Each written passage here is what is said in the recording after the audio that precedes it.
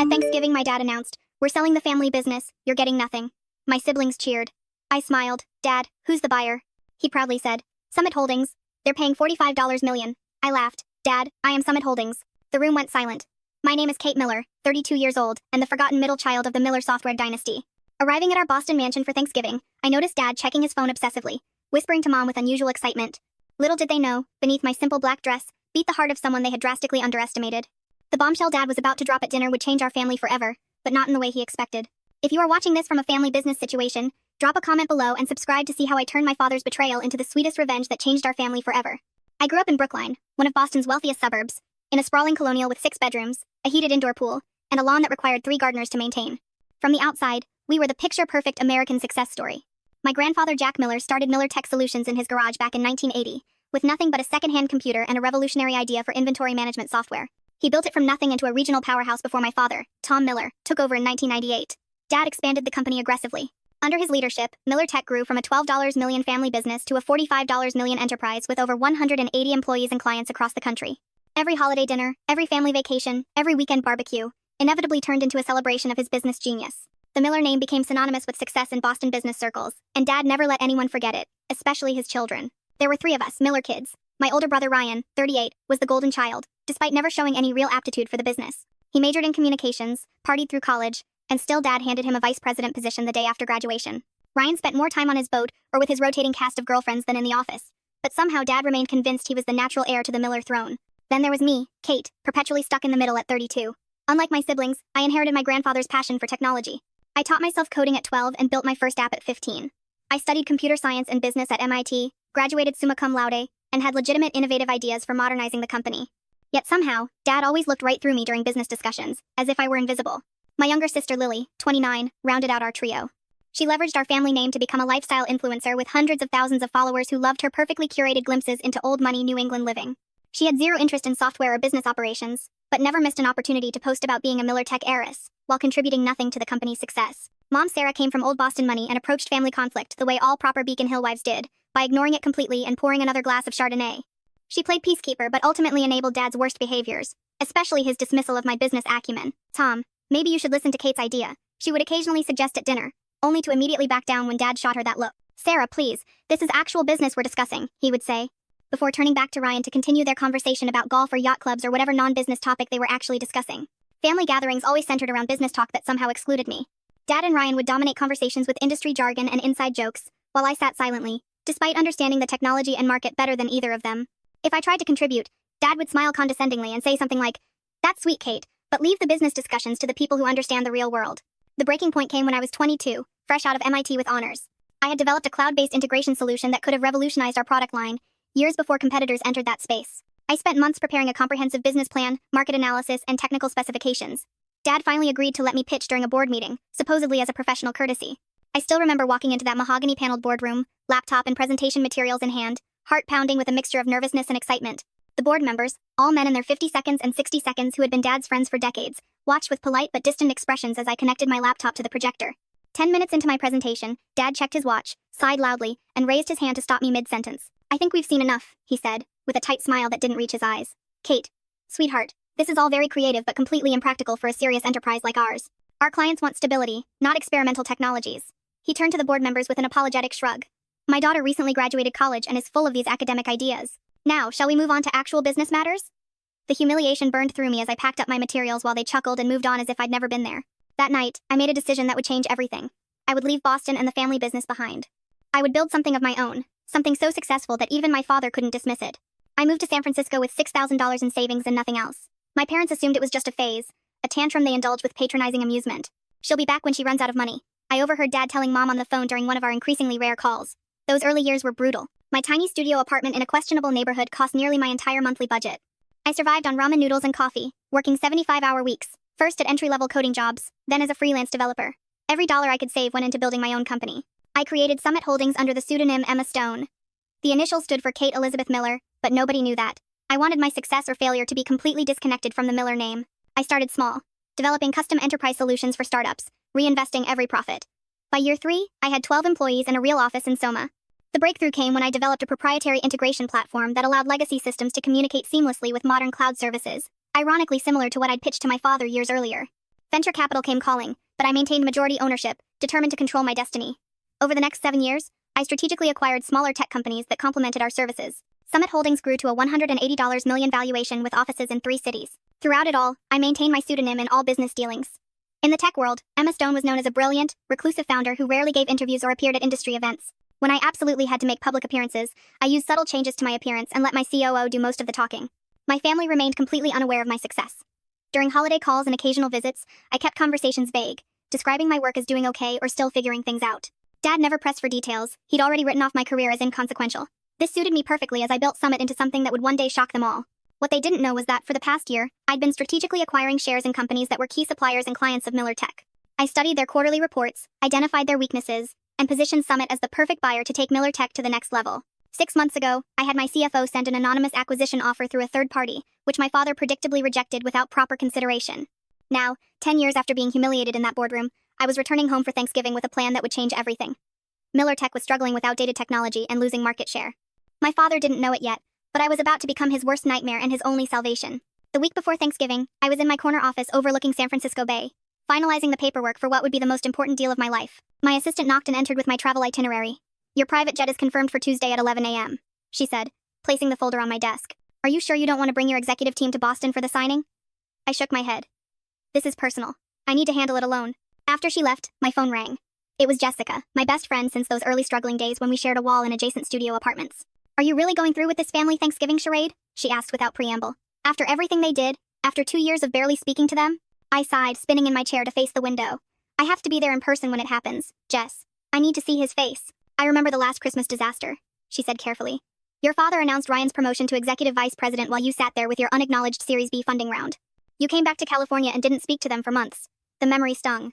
Dad had raised a toast to the future of Miller Tech while looking directly at my brother, who'd been too hungover to contribute anything meaningful to the strategy meeting earlier that day. "This time will be different," I promised. "Everything changes this Thanksgiving." I spent the evening packing, deliberately choosing my wardrobe to make a statement. Gone were the casual clothes my family associated with me. Instead, I packed power suits, a Chanel dress for Thanksgiving dinner, Louboutin heels and the subtle signifiers of success that only the wealthy recognize. A Patek Philippe watch, a Bottega Veneta handbag, small diamond earrings from Tiffany. None of it ostentatious, all of it unmistakably expensive. After years of deliberately downplaying my success around my family, I wanted them to see glimpses of it before the final revelation. Tuesday morning, I boarded the private jet I rarely used, preferring commercial flights despite my wealth. This trip warranted the exception. During the 5-hour flight, I reviewed the contract once more, ensuring every detail was perfect. The irony wasn't lost on me that for years I'd flown coach to Boston, eating airplane peanuts and squeezing into middle seats, while building the empire that would now allow me to arrive in style. The jet landed at a private airfield outside Boston. A black Bentley waited on the tarmac, another unusual indulgence I'd arranged specifically for this trip. As we drove through familiar neighborhoods toward Brookline, I felt a strange mixture of nostalgia and determination hardening within me. The Miller family estate looked exactly as it always had, imposing colonial architecture, perfectly manicured grounds now dusted with November snow, a wreath already hanging on the door in preparation for the holiday season. I instructed the driver to wait, then took a deep breath before walking up the steps I'd climbed thousands of times before. Mom answered the door herself, bypassing the housekeeper in her eagerness to see me. Her eyes widened slightly as she took in my appearance. "Kate, darling," she said, embracing me with the scent of expensive perfume and the faint note of midday wine on her breath. "You look different. Is that a Rolex?" "Patek Philippe, actually," I said, returning her hug. "Good to see you, Mom." She ushered me inside, chattering about Thanksgiving preparations and Lily's latest Instagram milestone. I nodded politely, setting down my bag in the grand foyer with its sweeping staircase and crystal chandelier. Home sweet home, with all its complicated memories. "Your father is in his study," Mom said. "He's been very busy with some big deal. Very hush-hush, even with me." I smiled. "I'll say hello before I settle in." Dad's study had always been somewhat forbidden territory, a masculine sanctuary of leather, mahogany, and business journals. I knocked once and entered without waiting for a response, a small act of defiance. He looked up from his desk, reading glasses perched on his nose, surprise flickering across his face, before settling into his usual mild disinterest. "Kate, you made it." He stood for a brief, awkward hug, then gestured vaguely toward the chair across from his desk. "The trip from California was good?" "Very smooth," I said, deliberately not taking the offered seat. "I flew private, saved time." A momentary confusion crossed his features. "Private, that must have been expensive." I shrugged. "Business is good." Before he could inquire further, his phone rang, and with a perfunctory "excuse me, this is important," he turned away to answer it. I used the opportunity to glance at the papers on his desk. There it was, the Summit Holdings acquisition proposal with my company logo prominently displayed. My heart raced, but I maintained my composure as he finished his call. "Sorry about that," he said hastily, gathering the papers into a folder. "Big things happening at the company. You wouldn't understand." The familiar dismissal rolled off me like water now. "Of course, Dad. I'll let you get back to it." I left his study and headed upstairs to my old bedroom, which Mom had maintained as a shrine to my teenage self. Debate trophies, computer science awards, and MIT pennants still adorned the walls, dusty testaments to achievements that had never impressed the one person whose approval I'd sought most. After freshening up, I headed downstairs and found Ryan in the living room, already drinking scotch at 3 in the afternoon. He had our father's tall frame and confident posture, but years of privileged indulgence had softened him around the middle. Well, the prodigal sister returns, he said, raising his glass in mock toast. Still playing with computers in California? Something like that, I replied with a tight smile. How's your little startup doing? Making any money yet? His condescension was so familiar it almost felt like home. Before I could answer, Lily burst into the room, phone held at the perfect angle to capture her entrance for her Instagram followers. Kate is here, everyone. Family reunion time, she announced to her phone, before air kissing my cheeks. You look expensive, sis. Did you finally find yourself a rich boyfriend? No, just working hard, I said, stepping out of her camera frame. Ryan brought his new girlfriend, Lily stage whispered, still recording. Amber. She's 24 and does yoga. Like professionally. On cue, a willowy blonde entered the room wearing designer jeans and a cashmere sweater that highlighted her perfect figure.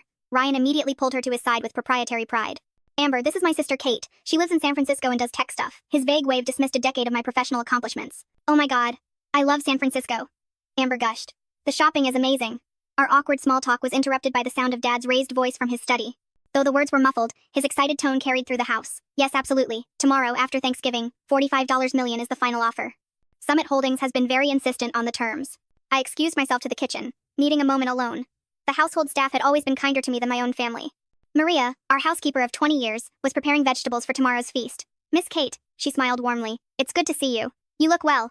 California agrees with you. Thanks, Maria. Need any help? She shook her head. Your mother wants everything perfect for tomorrow. Big day, she says. Your father has news. I nodded, wondering if the entire household staff knew about the sale before his own children did, so I gathered. The pre-dinner drinks hour was excruciating. Mom fluttered about with forced cheerfulness. Dad checked his phone every 3 minutes. Ryan bragged about his new boat to anyone who would listen. And Lily documented everything for her followers. I sipped my wine slowly, observing the family dynamics with new eyes, no longer the hurt daughter seeking validation, but a successful businesswoman about to change the game entirely. Dinner is ready, Mom finally announced, ushering us toward the formal dining room where the family had gathered for holiday meals for 3 generations. I took a deep breath and followed them, knowing that by the time dessert was served, nothing would ever be the same. The Miller family Thanksgiving dinner had always been a formal affair. The massive mahogany dining table gleamed under the light of the crystal chandelier, set with the Wedgwood china that only emerged for special occasions. Sterling silver candelabras held ivory tapered candles, casting a warm glow over the autumnal centerpiece of pumpkins, gourds, and fall foliage that Mom had undoubtedly commissioned from the most expensive florist in Boston. I noted with mild amusement that I'd been seated at the far end of the table, as far from Dad at the head as physically possible. Typical. Ryan sat at Dad's right hand with Amber beside him, while Lily occupied the spot to Dad's left. Mom took her traditional place at the opposite end with me beside her, symbolically separated from the inner circle of family business by the length of polished wood between us. Maria and the kitchen staff brought out course after course, butternut squash soup garnished with creme fraiche, harvest salad with candied walnuts and cranberries, and finally the turkey, a 24-pound bird roasted to golden perfection, accompanied by all the traditional sides.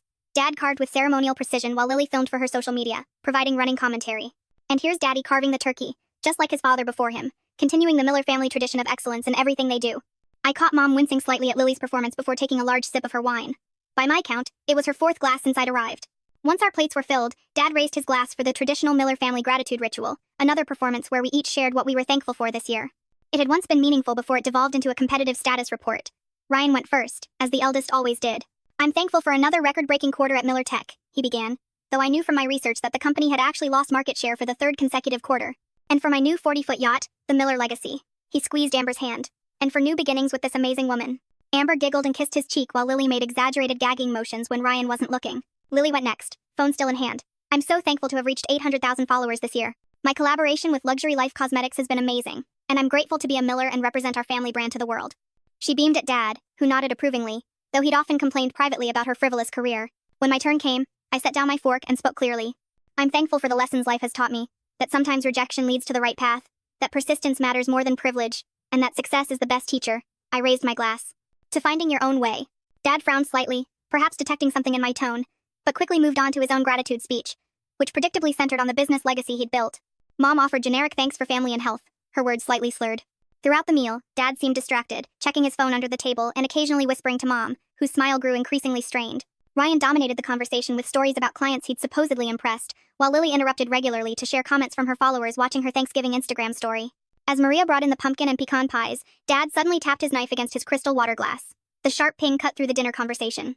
I have an announcement to make, he said, standing at the head of the table with the authority of someone accustomed to commanding rooms, one that affects everyone here. The table fell silent. Even Lily lowered her phone. As you know, I've dedicated my life to building Miller Tech into a leader in our industry. But all good things evolve, and the time has come for change. He paused dramatically. I've decided to sell the company. Ryan choked on his wine. What? Dad, you can't be serious. Dad raised his hand for silence. I've been in negotiations for months with a very interested buyer. The deal will be finalized tomorrow. Lily gasped theatrically. But Daddy, what about the Miller legacy? My brand is built around being a Miller tech heiress. That brings me to the second part of my announcement, Dad continued, his expression unreadable. The proceeds from the sale will not be going to you children as inheritance. Now both Ryan and Lily erupted in protest. That's our birthright. Ryan slammed his fist on the table, rattling the china. What do you mean? Lily wailed, now live streaming the family drama to her followers. Where's the money going? Dad waited for their outburst to subside. Your mother and I will be using part of it for our retirement. The rest will go to establishing the Miller Foundation, a charitable organization to support technology education. This is bullshit. Ryan stood, his face flushed with anger. I've given 10 years to this company. You promised it would be mine someday. You promised all of us. Lily joined in, tears streaming down her face, though she kept her phone carefully angled to capture her most flattering crying angle. Throughout the chaos, I remained perfectly still, taking small, deliberate bites of pecan pie.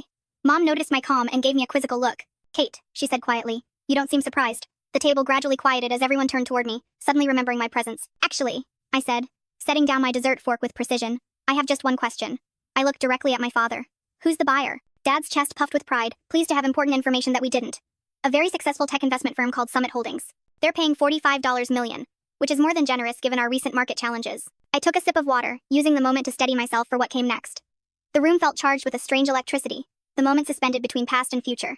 Dad, I said finally, my voice calm and clear, I am Summit Holdings. The room went completely silent. I could hear the antique grandfather clock ticking in the hallway, marking the seconds of frozen disbelief. For several heartbeats, nobody moved. The silence was absolute, as if the air itself had solidified around us. I watched the emotions play across my father's face in rapid succession. Confusion, disbelief, shock, and finally the first flickers of anger. Ryan was the first to react, knocking over his wine glass as he stood abruptly. The red liquid spread across the white tablecloth like blood, a vivid punctuation to the moment. What the hell are you talking about? He demanded, looking between Dad and me with growing panic. Lily, incredibly, was still live streaming, her hands shaking as she captured what was quickly becoming the most dramatic content her followers had ever seen. Oh my God, she whispered to her phone. Did my sister just say she owns Summit Holdings, the company buying our family business? Mom reached for her wine glass, found it empty, and promptly grabbed the bottle instead. I stood slowly, feeling a strange sense of calm after carrying this secret for so long. Emma Stone, I said. Kate Elizabeth Miller Stone. That's the name I've been using professionally for the past decade while building Summit Holdings into a $180 million company. Dad found his voice at last. This is preposterous, he sputtered. Summit Holdings is run by Emma Stone, a respected technology investor, not by my daughter who's been playing at startups in California. I reached into my purse and removed my business card case, made of sleek brushed platinum with the Summit Holdings logo engraved on its surface. I slid a card across the table toward him. Actually, Dad, I am Emma Stone. I founded Summit Holdings 10 years ago after you dismissed my business proposal and humiliated me in front of your board. Dad snatched up the card, staring at it as if it might transform in his hands. This is some kind of joke, he said, but his voice had lost its certainty. Summit Holdings now owns controlling interests in TechCore Industries, DataStream Solutions, and Nexus Technologies, I continued, naming Miller Tech's 3 largest suppliers. We also recently acquired majority stakes in your 2 biggest clients, Westfield Distribution and McKinsey Manufacturing. The Miller Tech acquisition is the final piece in a strategic plan I've been implementing for the past 18 months. You've been spying on our business, Ryan accused, his face mottled with rage. That's corporate espionage. No, Ryan, it's called market research. Everything I learned about Miller Tech came from publicly available financial reports, industry analysis, and completely legal channels. I turned back to Dad. The truth is, Miller Tech has been failing for years. Your technology is outdated, your management practices are from the last century, and you've lost 22% market share in the past 3 years. How dare you, Dad began, but I cut him off. I tried to help you first, you know? 6 months ago, Summit Holdings sent an anonymous partnership proposal that would have allowed the Miller name to remain on the company while providing the capital and technology upgrades you desperately needed. You rejected it without even reading past the first page. Dad's eyes widened in recognition. The Phoenix proposal. That was you. I nodded. I wanted to give you a chance to accept help without knowing it came from me. Your pride wouldn't allow it. So this whole time you've been plotting against your own family, Ryan shouted, planning to steal our company. Not steal, Ryan. Purchase. Legally. For $45 million, which is honestly more than its current market value. I kept my voice level despite the emotional storm brewing inside me. And let's be clear, this company stopped being our family business the day Dad made it evident that only one child would ever have a meaningful role in it, despite that child's complete lack of qualifications or interest in technology. Lily finally lowered her phone, the reality of the situation apparently sinking in. So you're going to be our boss now? She asked in a small voice. Technically, yes, I confirmed. Though the current management structure will be completely reorganized. Dad stood abruptly, his chair scraping loudly against the hardwood floor. This deal is off, he declared. I won't sell my company to my own daughter as some kind of revenge plot. I shook my head slowly. The contracts are signed, Dad. The board has approved the sale. The press release goes out tomorrow at 9 a.m. Eastern Time. Legally, Summit Holdings already owns Miller Tech. I'll fight this, he threatened, though the uncertainty in his eyes told me he already knew I'd outmaneuvered him. My lawyers will. Your lawyers have already vetted the deal extensively, I interrupted gently. They advised you it was the best offer you'd get in the current market. What exactly will you tell them now? That you're upset because the brilliant CEO you've been negotiating with turns out to be your daughter? Mom spoke for the first time since my revelation. Her words slightly slurred but her gaze surprisingly clear. All these years, Kate. All these years you were building this while you thought I was failing. I finished for her. Yes, exactly. Dad slammed his hand on the table. You have a choice to make right now, Kate. You can be my daughter, or you can be the person who took my company. You can't be both. The ultimatum hung in the air between us. So predictable it almost made me sad. 10 years ago it would have devastated me. Now it merely confirmed what I'd always known. That's where you're wrong, Dad, I said quietly. I am both. I always have been. You just refuse to see it. Lily had started crying in earnest now, mascara tracking down her perfectly contoured cheeks. What happens to us? To our trust funds? Our positions? That depends, I answered honestly, on whether you want to actually work for the company or just claim its benefits. Ryan pointed an accusing finger at me. You planned this for Thanksgiving, deliberately, didn't you? To humiliate us in front of the whole family. I planned it for Thanksgiving because I knew everyone would be here, I corrected him. And because 10 years ago at Thanksgiving dinner, Dad announced that he was promoting you to vice president despite your complete lack of qualifications, while telling me my degree from MIT and 3 years of coding experience wasn't enough to warrant even an entry-level management position. Dad's face flushed at the reminder. That was different. Ryan is my son, my firstborn. And there it is, I said softly. The real reason I was never given a chance. Not my ideas, not my education, not my work ethic, just my gender. The painful truth silenced the room again. Even Ryan had the grace to look uncomfortable. This conversation is over, Dad finally declared. Everyone out. I need to call my attorneys. He stormed from the dining room, the sound of his study door slamming echoing through the house moments later. Mom rose unsteadily to her feet. I should go check on him, she murmured, though she paused beside my chair. Are you really worth $180 million? I nodded. And all those times you couldn't come home for Christmas because you said you couldn't afford the plane ticket? I was running a company, Mom, and I needed you all to keep underestimating me. She touched my shoulder briefly, an unreadable expression on her face, then followed after Dad. As the dining room emptied, I remained seated, looking at the abandoned Thanksgiving feast around me. The turkey had grown cold, the candles burned low, and the family I'd once desperately wanted to impress had scattered in shock and anger.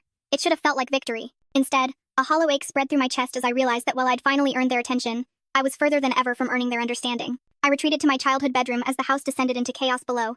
Through the floor, I could hear Dad shouting on the phone, presumably to his lawyers, while Mom's placating tones rose and fell in counterpoint. Occasionally, Ryan's angry voice would join the cacophony, followed by Lily's dramatic wailing. My old room remained frozen in time, a museum to the person I'd been. The twin bed with its navy blue comforter, the desk where I'd spent countless hours coding and dreaming, the bookshelves lined with computer science textbooks and the few fantasy novels I'd allowed myself as rare indulgences. Debate trophies and academic medals gathered dust on the shelves, achievements that had never impressed the one person whose approval I'd sought most. I ran my fingers along the spines of my old journals, pulling one out at random. Inside were detailed business plans, algorithm sketches, and notes for the very cloud integration platform that had eventually become Summit's flagship product. The irony wasn't lost on me that everything I'd built had begun right here, in the room where I'd felt most invisible. A sharp knock on the door interrupted my thoughts. I opened it to find Ryan, his tie loosened and face flushed with either anger or alcohol, possibly both. We need to talk, he said, pushing past me into the room without waiting for an invitation. I closed the door and leaned against it, arms crossed. About what, Ryan? About how I ruined your Thanksgiving. Or how you plan to inherit a company you helped run into the ground. You think you're so clever, he hissed, pacing the small space like a caged animal. Little Kate with her computers and her secret identity. Did you enjoy lying to our faces all these years? About as much as you enjoyed taking credit for my ideas, I replied evenly. Remember when I suggested Miller Tech should move to cloud-based solutions 6 years ago during Christmas dinner? Dad dismissed it as trendy tech jargon, but somehow 3 months later you presented the exact same concept as your own strategic vision. Ryan stopped pacing, his expression darkening. I was the one who stayed. I was the one who put in the time at the company while you ran off to California to prove some point. You put in time, yes, but what did you actually contribute, Ryan? Besides expenses on the company credit card for client dinners at strip clubs and a corner office you used primarily for naps between hangovers? His face contorted with fury. You don't know what you're talking about. I brought in the Westfield account. Westfield came to Miller Tech because I personally reached out to their CTO as Emma Stone and recommended your services as part of my long-term acquisition strategy, I informed him. And I know exactly what I'm talking about because I've been auditing the company remotely for the past year as part of my due diligence, including the financial records you thought were only accessible on the local server. The color drained from his face. What are you saying? I know about the $285,000 you embezzled through fake vendor accounts, Ryan. I know about the phantom consulting fees that went directly to your personal offshore account. I know everything. He took a threatening step toward me. You can't prove any of that. I have transaction records, account numbers, and IP logs showing the falsified entries came from your office computer on days when only you were present in the building. I held his gaze steadily. I'm not planning to pursue criminal charges, Ryan. That would hurt the company during the transition. But don't test me. You bitch, he whispered, hands clenching into fists at his sides. You would destroy your own brother. I would hold accountable a thief who happens to be related to me. I corrected him. There's a difference. We stood in tense silence until he finally turned away. This isn't over, he warned, yanking open the door. Actually it is, I said to his retreating back. You just don't realize it yet. I'd barely closed the door when another knock came. This time it was Lily, her makeup freshly touched up despite the tear tracks still visible on her cheeks. So you were like a secret millionaire this whole time, she said without preamble, entering my room and immediately sitting on my bed. That's actually kind of badass. I couldn't help but laugh at her rapid pivot. Is that what you were going with? 5 minutes ago you were crying about losing your heiress status. She shrugged, examining her manicure. I'm adaptable. It's essential for influencer longevity. She looked up with sudden calculation in her eyes. Just think of the content we could create together. My sister, the tech mogul. My followers would eat that up. Is that why you're here, Lily? To propose a business collaboration? More like a mutual arrangement, she said, smoothing her dress. You need a media presence for your company that humanizes you, and I need an authentic connection to actual business success instead of just looking pretty with products. The nakedly transactional nature of her proposal was so typically Lily that I almost admired it. And what about actually working for the company, learning the business, contributing something beyond your Instagram aesthetic? She wrinkled her nose. God, no. Coding is boring and business meetings make me want to die. But I could be like the brand ambassador, the face of the company for the lifestyle market. The face of an enterprise software integration platform for the lifestyle market, I repeated slowly. Do you hear yourself? Lily stood, straightening her shoulders. Fine. Mock me like everyone else in this family. But my social media skills are actually valuable in today's market, whether you respect them or not. I've built my own brand from nothing, just like you did. The parallel had never occurred to me before, and I found myself momentarily speechless. There was a strange kind of truth to it, though our methods and values diverged dramatically. I'll think about it, I said finally, but not tonight. She nodded, apparently satisfied with even this small concession. Just so you know, I've already posted about a major family business shakeup without specifics. My engagement is through the roof. After she left, I sat at my old desk, powering up my laptop to check on the final details for tomorrow's announcement. A gentle knock interrupted me again. Come in, I called, expecting perhaps Maria with tea or one of the household staff. Instead, Mom entered, looking surprisingly sober given the amount of wine she'd consumed at dinner. She'd changed from her dinner dress into a cashmere sweater and slacks, her armor of Boston society wife temporarily set aside. Your father has locked himself in his study with a bottle of scotch and the company bylaws, she said, settling into the window seat where she used to sit and read me stories as a child. He's convinced there must be some loophole to stop the sale. There isn't, I said simply. His lawyers already confirmed it. She nodded, looking around the room thoughtfully. You know, I kept everything exactly as you left it. I always thought you'd come back once you got this rebellion out of your system. It was never a rebellion, Mom. It was a career. A life. $180 million, she mused, shaking her head slightly. My little girl built a company worth $180 million in secret while we all thought you were struggling. I turned to face her fully. You could have asked, Mom. Any of you could have shown genuine interest in what I was doing. But none of you ever really wanted to know. Tears welled in her eyes. I knew, Kate. Not the details, not the scale of your success. But I knew you were special. I saw it when you were little, the way your mind worked differently, how you understood things the rest of us couldn't grasp. She wiped at her cheeks. I just didn't know how to help you in a family like ours, with a man like your father. You could have stood up for me, I said, the old hurt rising unexpectedly in my throat. All those times he dismissed me, humiliated me. You just sat there. I was wrong, she admitted quietly. I told myself I was keeping the peace, being a supportive wife, but I failed as a mother when you needed an advocate. The simple acknowledgement pierced something long frozen inside me. I'd come prepared for anger, for accusations, even for legal threats. I hadn't prepared for genuine remorse. What happens now? Mom asked after a long silence. Tomorrow morning, the acquisition becomes public. Miller Tech will become a subsidiary of Summit Holdings. The company name will remain for now, but operations will be completely restructured. I hesitated, then added, Dad and Ryan will be offered advisory positions with no actual authority if they want them, mostly for appearance's sake during the transition. And you? Will you move back to Boston? I shook my head. I'll remain in San Francisco. We'll install a new management team here. She nodded, seeming to understand all I wasn't saying, that I'd outgrown this house, this family dynamic, this version of myself. Your father may never forgive you for this, she warned softly. I know, I acknowledged, but this isn't about forgiveness, Mom. It's about finally being seen.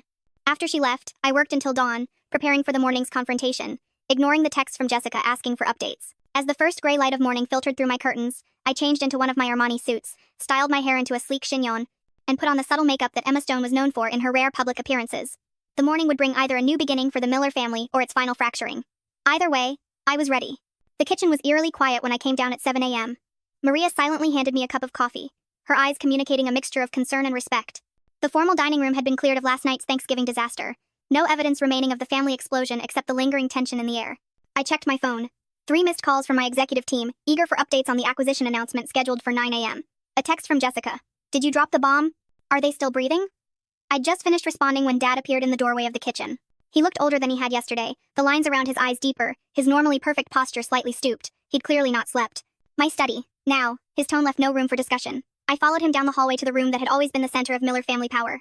The wood-paneled walls were covered with framed accolades, business journal covers featuring Dad, industry awards, photos with politicians and celebrities. Conspicuously absent was any recognition of my achievements, though my MIT graduation photo sat on a side table, half hidden behind more prominent family pictures. Dad took his seat behind the massive desk, a position he'd used to intimidate business rivals for decades. I chose not to sit in the visitor's chair as expected. Instead, I perched on the edge of the desk itself, a subtle repositioning of our power dynamic that didn't go unnoticed. My attorneys confirm what you said last night, he began without preamble. The sale is legally binding. The board vote was unanimous. Of course it was, I replied. Miller Tech has been losing market share for 3 years. Your technology is outdated, your management structure is bloated, and your development pipeline is empty. The board recognized a good offer when they saw it. $45 million, he said, shaking his head. The company was valued at $62 million just 2 years ago. The company was overvalued 2 years ago. I corrected, and I offered more than any other potential buyer would have. Most would have stripped the assets and dissolved the Miller name entirely. He looked up sharply. And is that your plan? To erase your own family legacy? No. Despite everything, I respect what grandfather built and what you expanded. The Miller name stays, though the company structure will change significantly. For the first time, uncertainty crossed his features. What exactly are your plans? I'd waited 10 years for him to ask my opinion on business matters. The irony wasn't lost on me.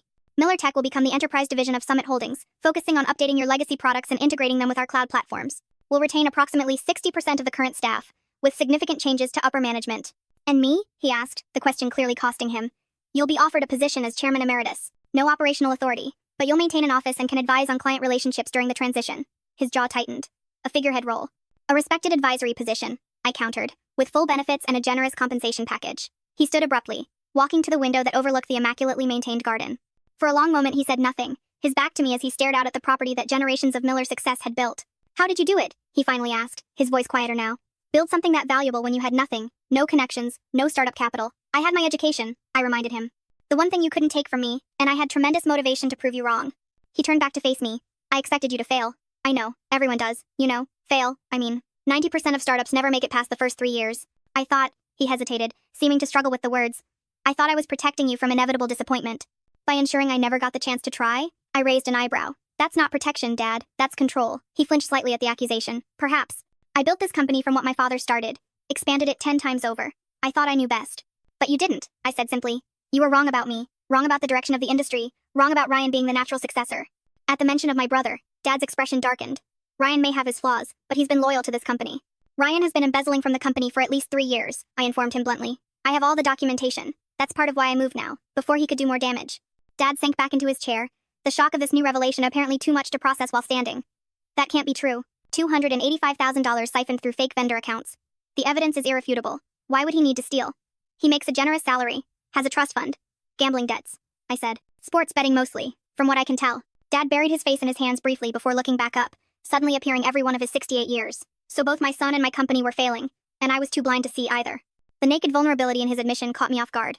I'd expected more anger, more accusations, not this broken acceptance. Not blind, I said, softening my tone slightly, just looking in the wrong direction.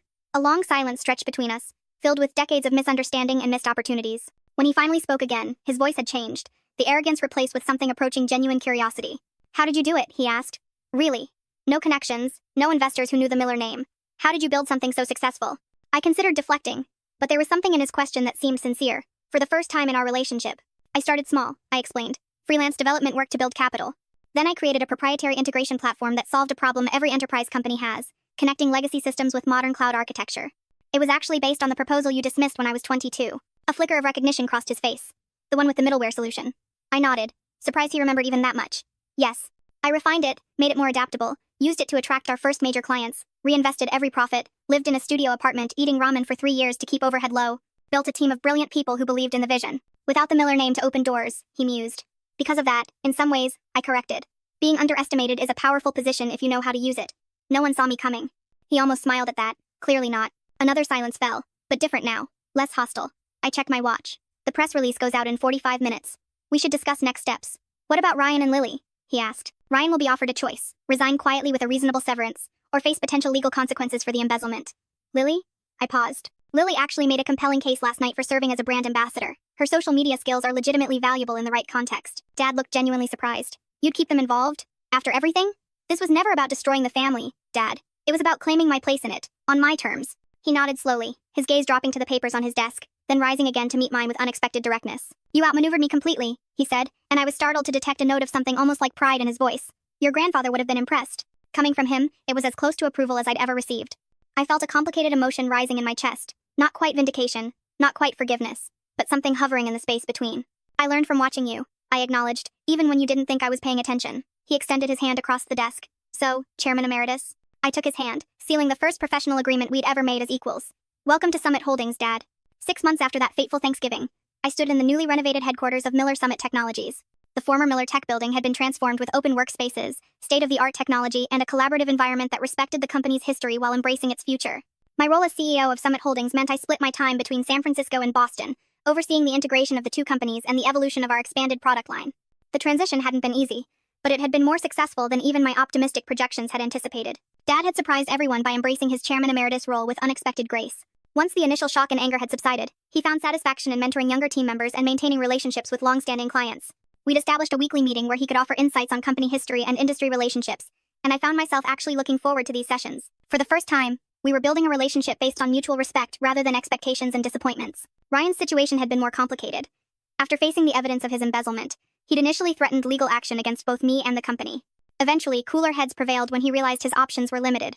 He accepted a conditional offer: repayment of the stolen funds, resignation from his executive position, and enrollment in an MBA program if he wanted any future role in the business. To my surprise, he chose education over exile and was now halfway through his first semester, calling occasionally with genuine questions about business strategy. Lily had flourished in her new role as brand ambassador for our consumer products division, a small but growing part of the business that benefited from her social media expertise. Her followers had been captivated by the dramatic family business saga, which she carefully presented as a story of female empowerment and family reconciliation, rather than the more complex reality. Her tech heiress rebrand had actually opened doors to younger markets we'd previously struggled to reach. Mom had perhaps changed the most. She'd started volunteering with women's education initiatives and even joined the board of a tech incubator for female founders. "I want to help other girls like you," she told me, "so their mothers don't make the same mistakes I did." As I walked through the office, employees nodded respectfully or smiled in greeting. I was no longer Emma Stone, the mysterious founder, nor Kate Miller, the forgotten middle child. I was simply Kate, the CEO who'd modernized a failing family business and created new opportunities for everyone involved. My assistant interrupted my thoughts. "Your father is waiting in the conference room with the quarterly reports," she informed me, "and your mother called to confirm dinner tonight with the potential investors." I thanked her and headed toward the meeting, pausing briefly by the newly installed company timeline in the main lobby. It displayed the evolution of Miller Tech from my grandfather's garage startup to our current iteration as Miller Summit Technologies. My photo now hung alongside those of my grandfather and father, 3 generations of leadership, with my own achievements listed with the same prominence as theirs. Thanksgiving was approaching again, and this year would be entirely different. We'd planned a smaller, more intimate family dinner without the performative traditions that had dominated our previous gatherings. No formal gratitude ritual, no business posturing, just a family still learning how to truly see and hear each other. The journey from rejection to leadership had been longer and more painful than I could have imagined when I left Boston 10 years ago. The challenges of merging family and business continued daily, requiring patience and perspective I was still developing. There had been moments when the weight of past hurts threatened to overwhelm the progress we'd made, when old patterns of communication emerged in tense meetings or family dinners. The hardest part hadn't been the acquisition itself, but the ongoing work of building relationships that could withstand both our shared history and our current professional roles. Dad still occasionally slipped into his authoritarian approach before catching himself. I sometimes found myself unnecessarily defensive, anticipating dismissal that no longer came. Yet slowly, conversation by conversation, the Miller family was creating a new dynamic. Mom had hosted a dinner last month where, for the first time in my memory, everyone spoke equally, everyone listened, and no one stormed out in anger. Small victories, but meaningful ones. Perhaps the most profound moment had come unexpectedly during a late night at the office when Dad and I were reviewing the first quarter results after the merger. The numbers had exceeded all projections, with client retention at 97% and new contracts increasing revenue by 28%. "You know," he'd said quietly, staring at the spreadsheet, "you've already accomplished more than I did in my first decade running this company." The simple acknowledgement had healed something in me that I hadn't realized was still broken. Not because I needed his validation professionally anymore, but because it represented the human recognition I'd sought all along. The experience had taught me that success itself isn't enough to heal family wounds. The satisfaction of proving myself had been sweet but ultimately hollow until it led to genuine connection. I'd needed to learn that there's a difference between winning and resolving, between being right and being whole. As I entered the conference room where Dad waited with the quarterly reports, I reflected on how complex the journey had been from that Thanksgiving revelation to today. The lesson I carried forward was not that success is the best revenge, but that success without reconciliation leaves both sides poorer. True victory came not when I proved my father wrong, but when we both found a way to be right together. For anyone watching this who recognizes the painful dynamics of family business, who has felt invisible or undervalued by those who should see you most clearly, I hope my story offers both inspiration and caution. Building your own success is powerful, but healing family wounds requires more than professional achievement. It demands honesty, vulnerability, and the courage to offer second chances, even when they seem undeserved. Have you experienced similar family business challenges? Comment below and share your story. How did you navigate the complex intersection of family and business? Like, subscribe, and share if this resonated with you. Thank you for witnessing my journey from rejection to reconciliation. And remember that the true measure of success is not what you build alone, but what you create together.